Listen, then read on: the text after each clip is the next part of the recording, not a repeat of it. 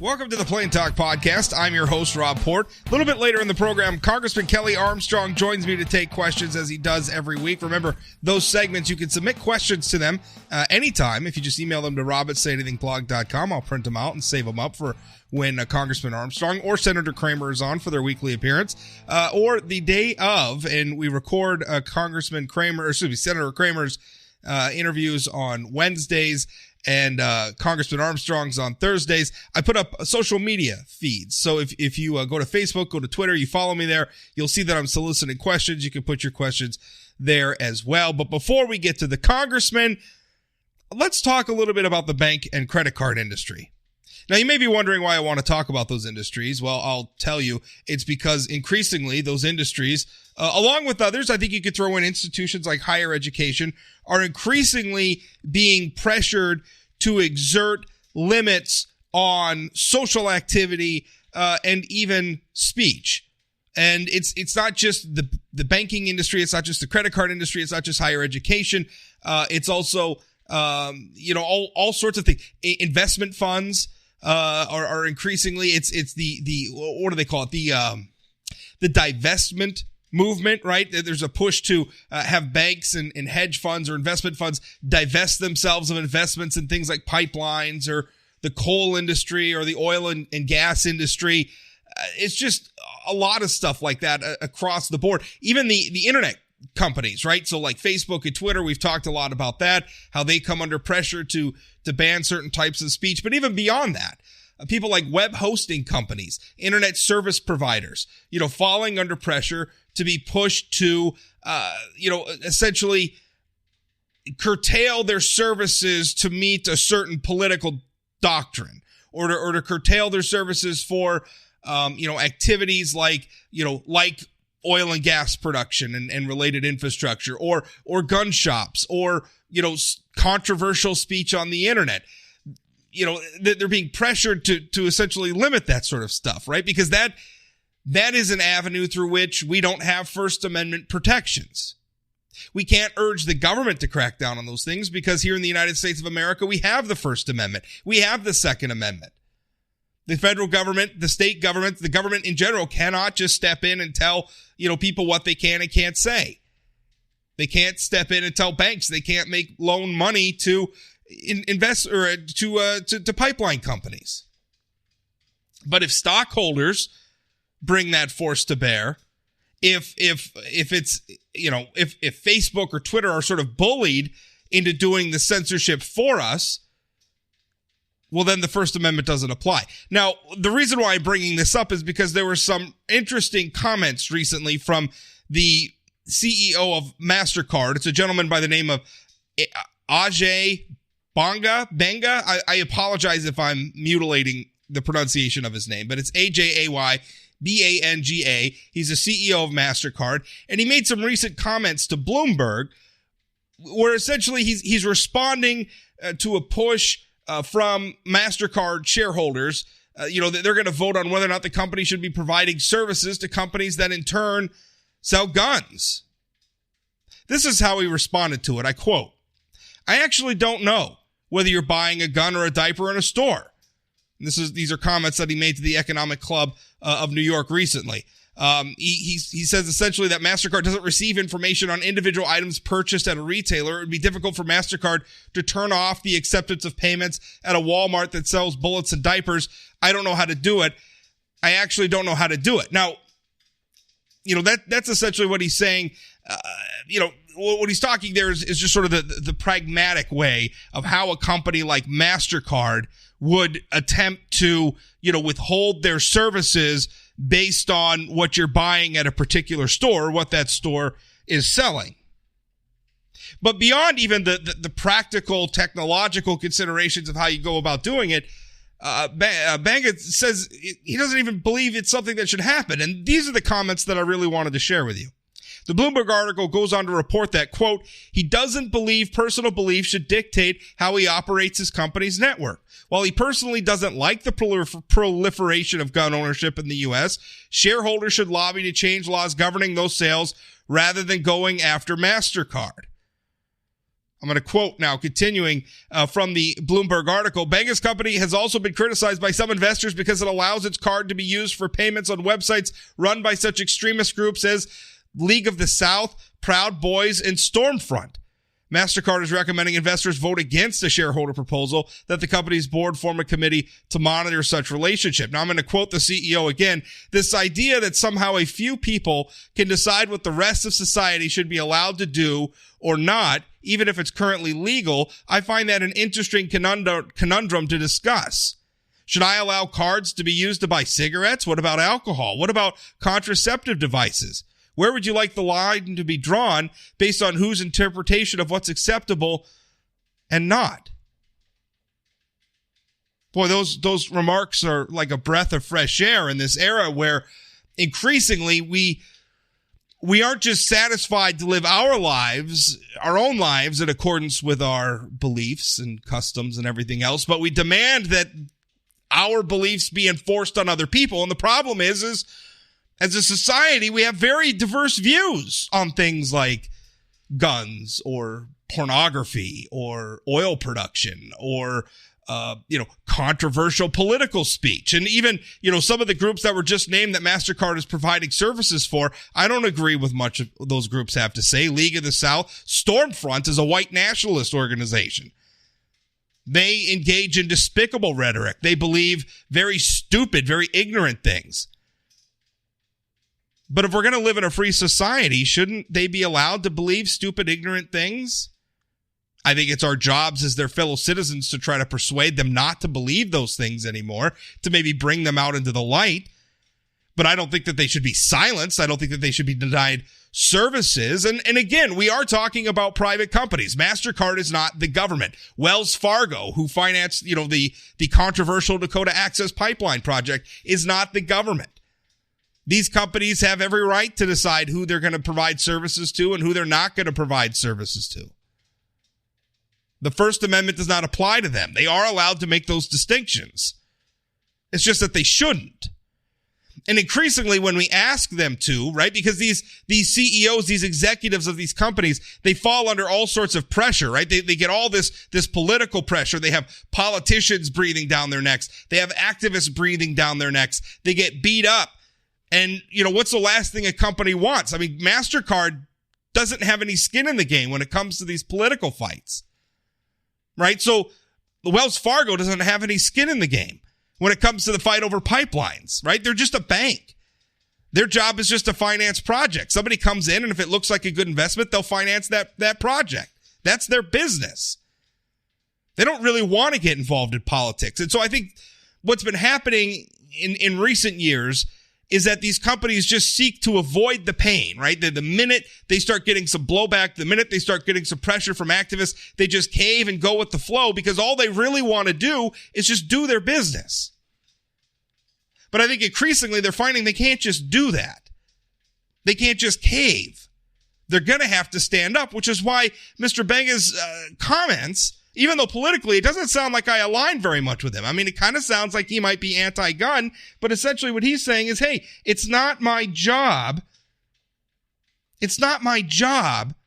to promote my personal point of view or my personal politics or my personal social beliefs on everybody else. That's not my job. That's not MasterCard's job. And his remark that we ought to settle those situations in the institutions that we've established for settling just those sorts of questions is exactly right. We have a political process in this country through which we can settle questions like gun ownership laws. We have a political process in this country through which we can settle questions like oil pipelines and, what sort of speech ought to be allowed and what sort of speech ought not to be allowed. We have a political process that allows every single law in our country, up to and including the First Amendment, by the way, to be changed. Nothing's written in stone in the United States of America. Now, it's hard to imagine the First Amendment ever being amended or changed in any way. But we could. I mean, if there was a broad enough political consensus to do it, we could do it. It's possible. We just don't, and for good reason. But we have those processes. I mean, they exist. And I think what happens is factions of our society get frustrated because they can't build enough consensus around what they want to do. And so rather than just acknowledge that, well, you live in a free society and you're just going to have to accept that free societies are imperfect, that free societies let your neighbors do and say things sometimes that you just don't like, and that some problems are just going to, remain unsolved because they're just not solvable by government policy, or at least not government policy that most of us can agree with. That's the price of living in a free society. And it's hard to accept that. And so I think increasingly we've turned, we've found this avenue where, we can sort of bring market forces to bear, right? We can have, consumers or shareholders or stockholders and bring pressure on these companies and get them to do, the sort of regulation and censorship that we can't get the government to do. But I don't know why censorship by big corporations is any better than censorship by the government. I mean, the First Amendment may not apply to all these situations, but the spirit of this First Amendment, even in areas where it doesn't specifically apply legally, is something we still ought to aspire to as Americans. Because that should be the sort of society that we want to live in. Anyway, if you want to read more about that, his comments are in a Bloomberg article. I have it linked at sayanythingblog.com. You can check that out. I just thought those comments were refreshing. My interview with Congressman Armstrong up next. This episode of the Plain Talk Podcast is brought to you by Energy of North Dakota. Oil and natural gas from North Dakota strengthens all of America. And through our abundance of talents, innovations, and technologies, energy responsibly produced here translates to worldwide economic stability. With producers and our communities working together, we're securing a sustainable future that generation after generation can build on. It's all happening right now with Energy of North Dakota. Learn more at energyofnorthdakota.com.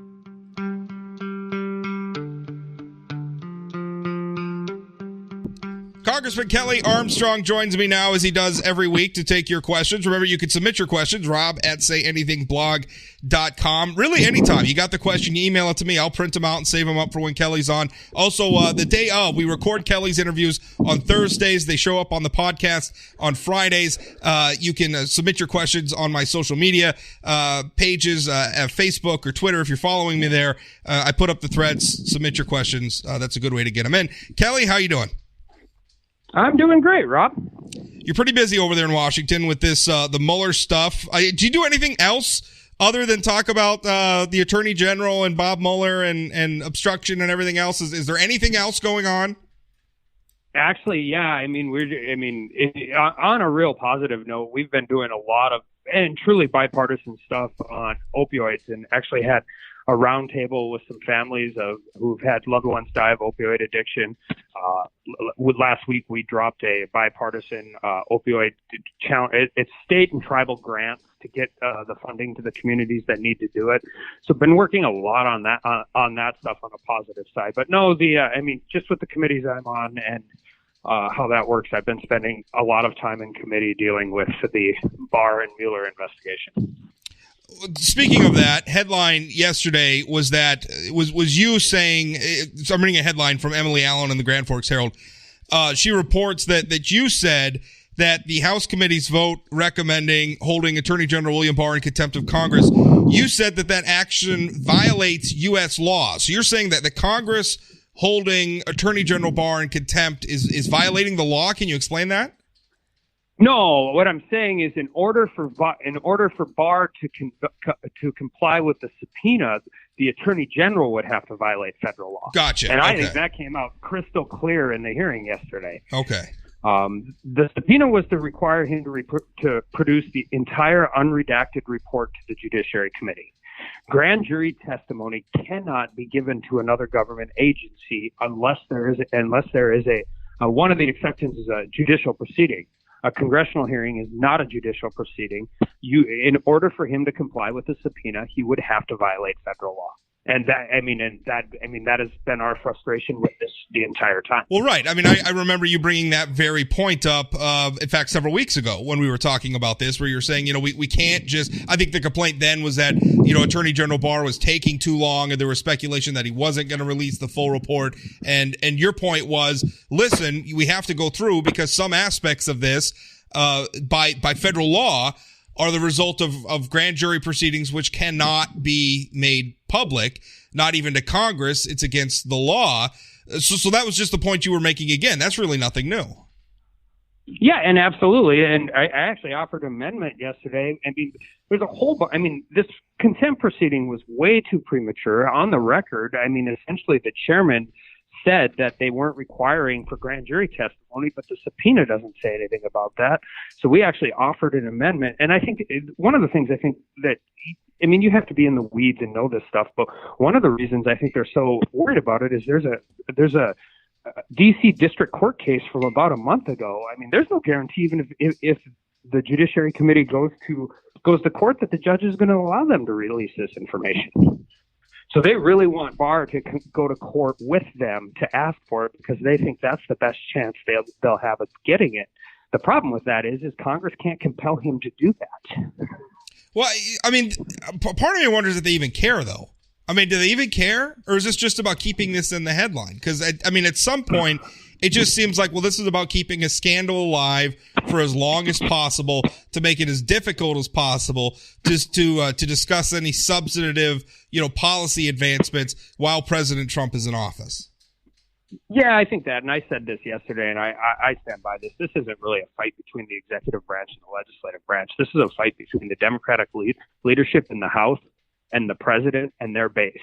They know that the impeachment road is a bad move for them to go down politically, but their base is essentially absolutely demanding that they go down the impeachment road. So what they're doing instead is having non-impeachment impeachment hearings. Yeah. And I sat through the entire hearing for 7 hours yesterday, and I'm just telling you, over 60, way over half of the speeches given from the Democrats on that committee were not about Barr's contempt. They were about the President Trump's impeachment. Let me, that brings me to a point. I mean, you're talking about a 7-hour proceeding. That's a lot of political grandstanding. A listener from Minnesota by the name of Kim emailed me, and asked, just curious how North Dakota citizens would feel if they saw Armstrong's body language and actions yesterday in his role representing them in the House when his name was called to vote. Essentially, he's saying, and he sent me a screenshot of what he posted on Facebook, saying you have one vote in the House of Representatives, GOP Congressman Kelly Armstrong. Here he is today actually voting against your own interests in democracy when his name is called, not even pausing his texting for his utterance. And he has a picture of you, I guess, with your cell phone during the committee hearing. So this person emailed it to me, and I said I would ask you about it. But what was going on in that picture?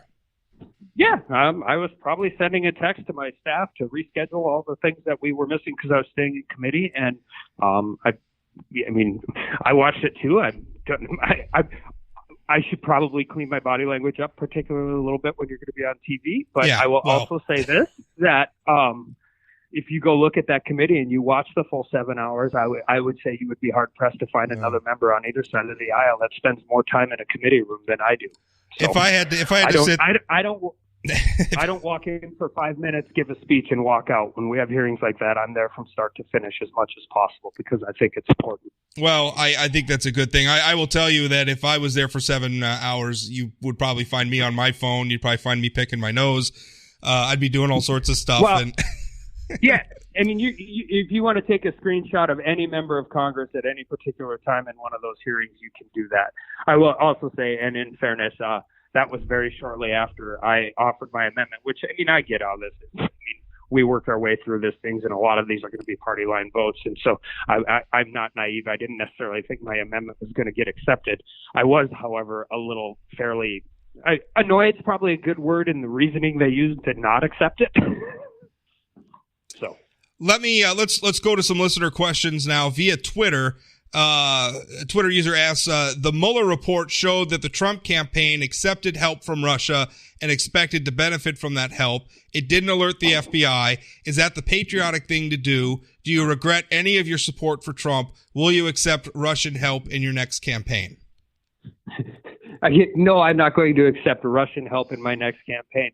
But this is a 2-year narrative on collusion and conspiracy with the President Trump's campaign in Russia. And any reasonable reading of the Mueller report will absolutely tell you those things did not exist. Moving on, another Twitter user asks, are Trump's tariffs good for North Dakota? No, we're a commodity-based economy, and tariffs are generally not good for North Dakota in general. Agriculture, obviously, there's a lot of different reasons. Now, getting better trade deals with China will be not only beneficial to North Dakota, it will be beneficial for the entire country. And I understand the frustration, and I share it, and I don't think they should go to the 25% tariffs. I quite frankly don't think a country can handle it right now, and we have let the administration know that. That being said, we have spent 30 years abdicating our responsibility when it comes to China, and there needs to be a correction, or there's going to be a long-term terrible problem facing this country. Oh, I want to talk to you a little bit more about that in a moment, but I want to get to our last listener question from Steven on Twitter. He says, and again, this is related to tariffs, if the president imposes the new set of tariffs that he is threatening, which will hurt North Dakota farmers, particularly wheat and soy farmers, when the Chinese retaliate, will you publicly break with the president and defend North Dakota farmers? Yeah, and I already have on that issue. I mean, I have no problem. I absolutely. We've let the administration know we don't think 20, but we just don't think we can handle it right now, and particularly if the retaliatory tariffs come this way. So, speaking about our approach to China, I was just reading something, and it's some of the history of the reason why our trade relationship is what it is with China now. You know, a lot of that began to change under the Clinton administration that very much bought into at the time. And frankly, a lot of Republicans bought in at the time. And I will say that I have bought into this over the years, was the idea that if we did more trade with China, if we exposed China to our economy, that, you know, sort of the effects of the free market capitalism as American information and entertainment and goods and services sort of flowed into China, that would undermine China's ability to, you know, be the sort of totalitarian, authoritarian regime that they've been and frankly continue to be to this day. Now, here we are decades removed from that change in policy where, you know, we moved China onto normal trade footing with our economy. And it just seems like China, if anything, has gotten worse. I mean, there's millions of people apparently being held in re-education camps. There's all sorts of civil rights abuses that are going on. I don't know that it's worked. Is it safe? I mean, as lucrative as those Chinese markets are, at what point do we say, listen, if we continue to do business with China, we are facilitating a regime that is abusing millions and millions of people? Yeah, and I think it was a noble goal, and I mean, that has worked. I mean, I've always said we are not great at nation building with a uniform, but we are typically good at nation building when we expose people to our infrastructure, our business, our capitalist society. So we have been good at that. But I think we can agree that, you know, it doesn't seem to have worked with China. The Communist Party of China makes up, you know, essentially about 3 to 7% of the population. They control 99% of the business and 100% of the government. So you can't decouple the Communist Party in China from their business enterprises or their government enterprises, military, satellite, whatever you want to talk about. So yes, I mean, we have to readjust this because they are making plays in developing countries in Africa. They're buying their ports. They're creating the 21st century Silk Road. And they have a unity of purpose in this that we don't have here, and I'm glad we don't have it. Our unity of purpose is usually typically capitalistic, and then we accommodate those things to military uses or things like that. But we have to recognize that. We have to recognize what they're doing because that is the biggest geopolitical threat we face moving into the 21st century. It's a geopolitical threat. It's a counterintelligence threat. I mean, China is a threat on just about every front. And also, we're doing business with communists who are terrible, again, terrible human rights abuses. At what point do we say, listen, the time where America could find a market in China, maybe we need to find someplace else to go. I mean, maybe our ongoing, as painful as it may be for us to learn new places to do business, do you think that time has come? Or maybe our economic relationship with China needs to change fundamentally? Yeah, and I think outside you get into any of the specific issues, I think we have to worry about. I mean, we are a society that'll pay $800 for a cell phone, but not if we can get it for $720. And as we move into 5G and as we move into these new frontiers, when a lot of this stuff is being produced and or stolen from us by China, that's, I mean, the biggest national security threat we face, moving forward has to do with phones and phones and GPS and laptops that are made in China that may have a back door for the Chinese to come in and look at what we're doing. But also, I don't think we can shrink from that responsibility either. In that, China carves out a significant portion of the global economy, and the global economy is getting smaller and smaller every day. That's why we need to negotiate better deals with them, and we need to hold them accountable. We just won another WTO case against China on guarantees of grain purchases. That's essentially a 20-year-old case. The entire enforcement mechanism that we have set up through the WTO, and just how this all works, is it's not effective. Yeah. Well, because China gets away with everything. I mean, at the end of the day, it just seems like China acts with impunity, and at some point that's got to change. So the Paris Climate Accords.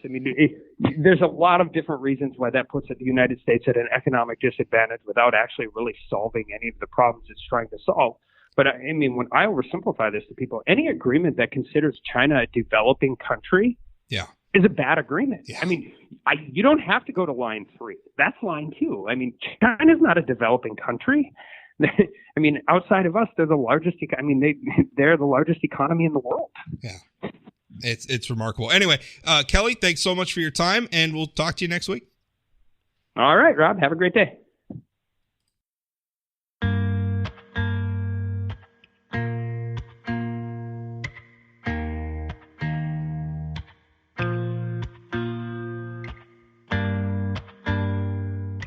That's it for today's Plain Talk Podcast. Remember, new episodes come out Monday through Friday, right away in the morning. If you're listening to this podcast on a platform that allows you to rate or review, if you would leave an honest rating and review, I would appreciate it. Each new review allows the podcast to be found by other listeners. Also, if you're listening to this through a browser, like if you're clicking on it on sayanythingblog.com or inforum.com or the Grand Forks Herald website or what have you, if you would subscribe to the podcast through a platform, that also is a big deal. It really helps other people discover this podcast. It goes a long way. If you have any feedback on the show, you can email me, rob@sayanythingblog.com. Follow me on social media. I'm at Rob Port on Twitter. Say Anything Blog is on Twitter as well. Both Rob Port and Say Anything Blog are on Facebook, so follow us there. If you do follow me, say hi, because I like it when people say hi. And hey, thanks for listening. I appreciate it. We'll talk again.